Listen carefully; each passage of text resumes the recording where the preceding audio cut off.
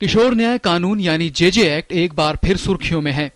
जहां एक तरफ महिला और बाल विकास मंत्री मेनका गांधी ने हाल ही में इस कानून में बदलाव का समर्थन किया है, वहीं सुप्रीम कोर्ट ने भी केंद्र सरकार से पूछा है कि जघन्य अपराधों में शामिल नाबालिगों को इस कानून का संरक्षण क्यों मिले। जस्टिस दीपक मिश्रा और जस्टिस वी गोपाल गौड़ा की पीठ ने कोलकाता के एक हत्या के मामले की सुनवाई के दौरान कहा कि जघन्य अपराधों के मामले में एक कट ऑफ तारीख नहीं रखी जा सकती। आंकड़ों के मुताबिक भी जघन्य अपराधों में 16 से 18 साल के आरोपियों की तादाद में तेजी से इजाफा हो रहा है।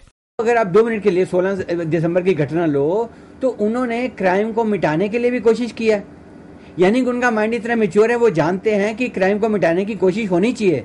माइंड की मैच्योरिटी की बात कर रहा हूँ, यानी कि अगर जो 16 साल से ऊपर आदमी बच्चा क्राइम कर रहा है, उसका माइंड इतना मैच्योर है कि वो एविडेंस को मिटाने की कोशिश कर रहा है, तो ऐसे व्यक्ति को, ऐसे चाइल्ड को क्यों ना वही सजा दी जाए जो किसी में समाज में किसी भी अडल्ट आदमी को दी जाती है। 16 दिसंबर की दिल्ली गैंगरेप वारदात के बाद से ही जघन्य अपराधों में शामिल नाबालिगों को कड़ी सजा देने की मांग उठ चुकी है, लेकिन सुप्रीम कोर्ट 2 बार इससे जुड़ी जनहित याचिकाओं को सुनने के बाद रद्द कर चुका है।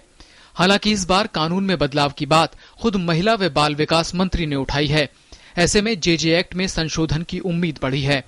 दूसरी तरफ महिलाओं के खिलाफ अपराधों के कई मामलों में पुलिस कर्मियों के शामिल होने की घटनाएं सामने आने के बाद इस बारे में भी कानून को सख्त करने की बात हो रही है। इवन रेप केस में भी अगर मतलब वो लड़की कस्टडी में है या लड़की हॉस्पिटल में है या लड़की फिड्यूशियरी रिलेशनशिप में है या वहाँ पे है जहाँ वो ट्रस्ट करती है, अगर वहाँ ऐसा क्राइम होता है तो सज़ा ज़्यादा सीरियस है और पूरी फुल लाइफ इम्प्रिजनमेंट है उस केस में।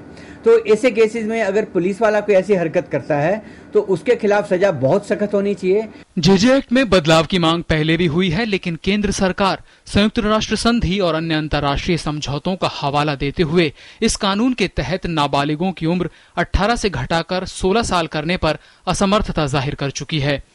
विकास सारथी, डीडी न्यूज, दिल्ली।